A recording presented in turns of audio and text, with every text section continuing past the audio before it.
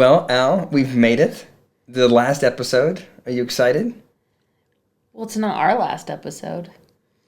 That's true. If you join our members only channel, then we are just getting started. We're going to review all of the episodes of all of the seasons of Sister Wives. Well, I'm promising we will do 2 months worth and see how we like it. Okay. That's the plan. We're going to do 2 months worth. The first one will come out this week. So if you're interested in that, join our members only channel. Other than that, are you excited that this season is over? I'm not sure. I kind of want to see Kody's head spin off. Yeah. I think it's been my impression is that it was boring at the start. We got to the Garrison stuff, which was super interesting. But in the tell-alls, they're not talking about the Garrisons. They're not talking about the real meat of it. So I found the tell-alls to be understimulating. Well, they're tell nuns. They're tell nuns. Yeah, well, it's because Kody and Robyn are on this new thing where they don't talk about anything. Okay, let's get into it. Okay. But before we do, I want to thank the sponsor for today's video, Aura. As always, I'm so grateful Aura is sponsoring tonight's video. I have actually used Aura personally for about 1.5 years now. As I searched my name on the internet and was appalled to see how much of my data was just available for public consumption. My phone number, birthday, my actual address. It felt like such an invasion of privacy. This, by the way, is the reason why you get spam phone calls and spam emails, is because there are companies called data brokers that take your information and sell it to anyone, to marketers, to scammers, even to stalkers. They'll sell it to anybody that wants it. Now, they have to take your information off the internet if you request it, but it's very difficult to find them and to make the request. And this is where Aura comes in. When you sign up for Aura, which is a very simple process, they do a quick scan of the internet and show you all of the places that have your data. And then they give you the option, do you want to remove it? And you would not, I can't tell you how impressed I was with the immediate reduction in spam calls and spam emails. It's important to note that Aura does more than just remove your information from data brokers. It is an all-in-one digital security system. With Aura, I get alerts if my information is found on the dark web. I get credit and banking monitoring. I also have 24/7 monitoring to ensure that my identity is kept safe. They offer a secure VPN, antivirus protection, a password manager, and much more. And I also love that they have US-based customer service support that is available at any time of day. And if the worst case does happen, Aura has $5 million in identity theft insurance protection. They also have US fraud experts available 24/7. It really is one app that offers every level of protection available. Now, the best part is, because you are a loyal member of the PSYCH YouTube audience, Aura is offering you a free 14-day trial. All you have to do is click the link below or go to aura.com/PopPsych. I really recommend you check it out. Robyn gets the luggage rack. Mary thought the whole thing was petty. She was like, why are we talking about this? It's like it's a metaphor. He's going to take the best, and you're just going to settle for whatever's left over. I like that. I agree with that. Mary should listen to that. It is a metaphor for everything. Sorry, you had to do some makeup. What? Stop. I agree, Mary should listen to that. Polygamists, they won't allow you to express yourself because everything has to be controlled. He wants the women to have the dispute so that way he's the man in charge. I 100% agree with David there. What? Say it in your words. What do you mean? He's saying that having the conflict within the family helped him stay in control of the family. Mm-hmm. And David, although he wasn't part of the Browns, obviously, he's been part of polygamy, and so he's able to, say that objectively, which is kind of interesting. Mm-hmm. Do you believe it? Do you think that Kody? Well, I guess the question for you is, it sounds like you believe that exists. Do you think that Kody is doing that deliberately, or is that an unconscious thing he's doing to elevate himself? Do maneuvers do things consciously? Because I think he's a maneuverer. So I don't know if he consciously did it, but it's like it was a means to an end. I would argue that I think that David's right, but I think it's probably my gut would say that it's unconscious. Like, I don't think that Kody has the capacity to be like, okay, I need to manipulate these 4 women so that I look good. I don't think he's intentionally doing that, but I can imagine that he goes, hey, I always like to be the most composed person, or I always like to be the voice of reason, or I always like to be the one they turn to. And so when there's disputes, I can imagine him sort of, without intent, prodding them along because he gets a reward from it. You know what I mean? Like, it's a mechanism to feed himself, but I don't know that he's deliberately doing it for the benefit of elevating himself. I lost you. Totally. What part did you lose? Did you lose me because I didn't make sense, or because you weren't paying attention? No, you did. I mean, I guess he made sense. He's not deliberately trying to elevate himself, but like he is. Because he wants to be the patriarch. He wants to beat his chest. Yeah, but I'm just saying the mechanism isn't. I think we vilify Kody, or people like Kody. It's easy to say this is a horrible person who is, doing one of the, what's the marionette hand to control everybody around him. And I don't think many people, and Kody included, goes through life trying to manipulate and maneuver. But because they're insecure, or because they need attention, or because they like being in power, they end up prodding people in those ways, so it looks like it's an intentional effort. Do you know what I'm saying? It's not, the goal is not to manipulate and maneuver. The goal is for Kody just to feel okay about himself. But when he's allowing things to happen that make him feel good, he ends up controlling and manipulating others. Okay. Did I lose you again? Mm-hmm. Okay. I'm just curious if you ever felt that way, that Kody puts Kody first. Sometimes. But I also have seen him many times put others first. Mary's killing me.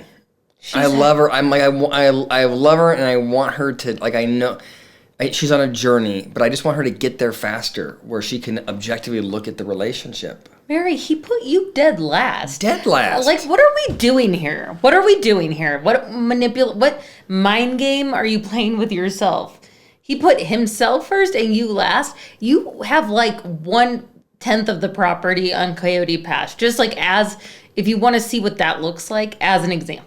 I'm sorry for Christine and David that they have to sit and make their lives about me and Robyn. Let's move on. I'm okay. I'm going to move on. I think they've really moved on. Does he forget that they're answering questions? Right. I think, Kody, this is a tell-all. Oh. This is what they're supposed to do. They're responding to questions asked. Yeah. Well, he's talking about in the truck. They were talking about him in the truck. But still, they're filming a show. I do not think, if I had to guess who thinks more about the family, Kody and Robyn, or Christine and David, I think David is fully over the family. I think it's Kody that's ruminating. Because I think Kody ruminates because he has so much FOMO. Mm-hmm. Because Christine's the one with all the family having parties. Yeah. He doesn't get to go. I can imagine Kody would like to be in the back of the truck, between their seats. What are you guys talking about? How about the whole camping thing? Oh, that's not true. I remember pitching in too. I always wonder about the person, like, do more. Be the one that does the most, not the one that's like, I took my turn. I don't know, this is so weird because I feel like there's just like, they're bringing up things that I'm like, huh? What? I do think that the other three should have communicated clearly that it bothered them that Robyn was in the tent. Getting her kids ready and getting herself ready. Communicated to who? To Robyn. Like, I think Robyn is playing stupid here, and I think that there was probably never a clear comment made that there was not equity around how people were cooking at the fire. And it was bothering Christine and Janelle. But they're quiet about it, building resentment, while Robyn's unaware, combing the kid's hair. You know what I mean? Like, but there was a very dysfunctional family because they didn't talk. Maybe in time you'll all sit on the couch together and talk to each other. I doubt it. I don't think David would be wise to ever advocate that Christine and I sit down in the same place. What is he talking about? I don't think David, like she's gonna jump on him if he sits next to her on the couch. Oh, well, I was just thinking it was weird because you can see that Kody thinks that the agency lies with the man, right? It's not. I don't think it'd be wise for Christine and I to sit together. I don't think it'd be wise for David to advise Christine to sit down next to me. I thought it was. It's a weird. Yeah, well, I couldn't. I thought about that, but then I was thinking like, is Kody's gonna get her back or something? Oh, like Cody's gonna hit like. If hey, she got it, you still love me. Caught my pheromones, she's coming over. My pecs, my washboard abs. I want to know that God has been my wingman with you and that nobody can take you away. You looked at me and a bolt of lightning shot through my body. He's like so proud of himself. Like that picture, so gross. He's bothering me. Like right there, the picture of him, he's just so proud of himself. It's so proud. This is a guy that is he is experienced in relationships, right? He had 4 wives, but like his like what he's believing as far as Robyn's experience feels very adolescent to me. Like Robyn being like, there's a bolt of lightning shot through me. I don't think a bolt of lightning. At best, she thought this guy's hot, but it's not like her world shifted. A bolt of lightning shot through me when I saw you. That I believe. But there was a lot of electricity in that book, Untamed, by Glennon Doyle. Yes. She had the bolt of lightning as well. Oh, you know whose book I struggled with? Glennon Doyle's book. And you want to know why? The same reason. I want to tell Glennon Doyle to be realistic. I saw her at a concert. She saw Abby Wambach and she's like, never seen a woman look like this over the top. I don't like I just want people to describe things accurately and reasonably. You didn't feel that way about me? Well, in my book it will say that in it about you. No, I thought she's cute. That's what I thought. The world didn't rotate differently. What happens if you see someone else that has a bolt of lightning? I don't think this bolt of lightning exists. It exists in fairy tales, and then people in popular culture normalize that kind of language. Jeez, you're a Debbie Downer. Well, come on. Way to be a romantic. But I'm right, though, right? He's making this up, or she's making this up, and he's believing it. No, I felt the bolt. You did not feel a bolt. I just have to say I'm married. Anyway, that was a great memory. Yeah, you're getting very emotional. Okay, this is what I mean, and this drives me crazy on so many levels. He means for me to believe that as he reflects on his marriage with his wife of 15 years at this point, that just the thought of first meeting her, he's brought to emotion. You don't do that with me? Come on, do you know what I mean? That's ridiculous. It's ridiculous. Kody, wake up, man. David, stop the theatrics. But you should remember. I do remember seeing you. I hear you. Your mom. You're so romantic, David. Her mom. We went to same school together. David, come on, just watch the show. I'd like to share the story. No, because you don't have electricity or Glennon Doyle. There was electricity later. And her mom goes, Allison's a twin, went to college alone without her twin, and at the orientation, her mom goes, Allison was really nervous, and her mom goes, you should sit next to that guy over there. He seems nice. And it was me. And I was not nice. Okay, Kody. Now, this was the first time you guys met? No, we didn't meet. Okay. We just looked. And I just held her gaze. Just held it. And I held it and held it. He's married and he's holding other women's gaze. Do you do that ever? No. Are you ever like... Can I just tell you, I think I don't do that. I would never, I don't think I know how to do it. I would be so embarrassed to do that. Right? I would. No wonder Christine's irritated. What? I said, no wonder Christine is irritated. Yeah. Did you look at her like that again? No. Like, I was fishing, but I was being real. I wasn't making eye contact with her. Like, you know, I mean, Mary's right there. So then if he's not doing it with Mary there, then he shouldn't be doing that when Mary's not there. Right. Right? Just because he's a polygamist doesn't mean that you do that. Right? I don't think integrity is his strong suit. Yeah. That's exactly That what same happened to me. We were at church and she's like, that's him right there. And I looked at him and I'm like, oh my gosh. I remember the first time he winked at me. It was just so cute. I wonder how many women in the church have been stared at by Kody. It's like clearly his move. He just goes in church. They're talking about God. He's not listening to that. And he's just going like. And he's winking? Any of these girls interested in me? Can I tell you, one of my biggest pet peeves are winkers. Like, I have male colleagues that, like, every time they see me, they wink. And I'm, like, literally like, wait, how can I... excuse me, you have a male colleague that winks at you? Yes, we, like, really dislike each other, too. Like, that's his way of saying, like, I'm joking? No, we like, hey. He just, like, says hi Hold and, on. like, First winks. of all, what does a wink look like? Will you wink? Didn't I do it? Is it not doing it? Rob and I are accused all the time that all we ever wanted was each other. It's just crappy commentary Maybe the viewer saw something early on we were within just themselves. in denial of. I don't get it. So he's calling it crappy commentary and then saying, yeah, but it's accurate. But crappy commentary from the internet? I had a sexual experience in college. Janelle and Christine never knew about it. Robyn learned of it the first month we knew each other. I felt safe. She's just so happy with herself. She's like, yep. Yeah. I got him. Yeah, I'm the best. She can't even hold it. First, the sexual experience. Yeah, no So idea. Mary knew, and he told Robyn. But never, no. Never you and Janelle. Why? That's sad. But why are they not? I understand why, but I think it's worth saying that their relationship was like must have been very superficial if they didn't talk about like anything like this. I can't believe that no one would have asked him what his college experiences were. Like, why? You know what I mean? Like this, they're like, oh, he never shared it because they didn't trust. Well, why did you not talk about it? You know what I mean? They didn't have open conversations. Gosh, I don't know what kind of state of mind I was other than just super angry, but I loved all three of them. I loved them all.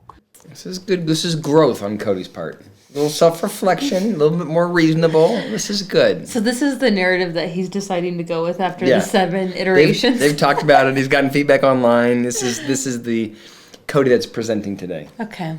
I would kiss and hug, but no actual intercourse. So that's like first base, second base, third base. Yeah. And no home run. Yeah, no home run. I mean, I think it's funny, and I got to tell you, if Suki, dial it back. I don't think we need to know about Kody's sexual history in high school, do we? Do you like to know about first base, second base, third base? No. I feel like we're really. There's a lot of depth around the sex stuff for Suki, but I do like that he frames it like, look, high school athlete, so the broads were everywhere, you know. You never got the touchdown. You know, out of respect for my wife, I'm going to quit discussing this with you. We're just having some fun. No, we just crossed the line. I agree with Kody. You don't? Are you disappointed in Kody? I just don't want to talk about it. I don't care. I'm just not interested in it. Just automatically think, I wonder how close they got before they were married. Do you, what are you getting at? Do you think they had sex prior? Christine's still so hurt by it all. I think she is very hurt by it. I do think she is hurt by it. Janelle's like, I don't care. Gross. Yeah. There wasn't any naughtiness afterwards, or was there more kissing after the bumping of faces? There was some chaste kissing, little church kisses. True or false? What do you think? False. I think false. I think false. But I don't have a good reason why I think false. I just know that her answer would be the same no matter what. Chaste kissing? What? I thought you had a lightning bolt. Well, but she's a religious woman. We don't all have your lack of self-control. It's not about your sexuality. It's about you and Robyn. That was not a cool discussion. Yeah. I give a little bit here, so you don't have me in a good mood now. We're going to have to talk some more. So moody. Yeah. Oh my God. He just like tried to turn on Suki. It's gross. Does he watch himself and be like, oh. I really think that he has a narrative in his mind and he's trying to play a part. And you have this part of him which loves the attention and loves to laugh and loves to make other people laugh, right? So Suki's asking the sexual questions, and I think he's loving it. And then part of his brain goes like, hey, this is too much. And then he's like, oh, I have to be stern and protect Robyn. And then he shifts gears. Kisses. And so I think this is Kody not knowing himself and not knowing how he wants to show up and not being able to be consistent, you know? I remember that therapy session in Sedona. Position yourselves where you think you are in relationship to each other now. I don't know. This is very awkward. If I were there, I would give Kody some constructive feedback not to hold Robyn's hand while that activity is going on. What I've found is that men will fight with a woman like she's a man if she's fighting like a man. You know, like I'm going to be a woman. I'm going to talk as a woman. I'm not going to talk like a man. I think you fight like a man. I feel like this is a very chauvinistic conversation. Like I can kind of be like I feel like that's a generalization, Robyn, number one. Yes. And you're like an anti-feminist, number two. Mm-hmm. And it felt very chauvinistic to me. Whoa, put your sword away. Kody doesn't have a sword. Come on. But I think what she's meaning, and you tell me if you think I've got it wrong, but what she's meaning is that she doesn't get aggressive or assertive or domineering back at him. She's more demure and soft and deferential. Mm-hmm. Do you agree that that's what she's trying to say? Yeah. Yeah. And I think if you are in an argument with somebody who has narcissistic characteristics, the softer, more demure, more deferential style will make them happier, will make the narcissist happier at the end of the conversation. I'm not saying it's right, but if you think about if the goal is to maintain the relationship with Kody, I think it does serve Robyn to take that stance as opposed to being domineering. Yeah.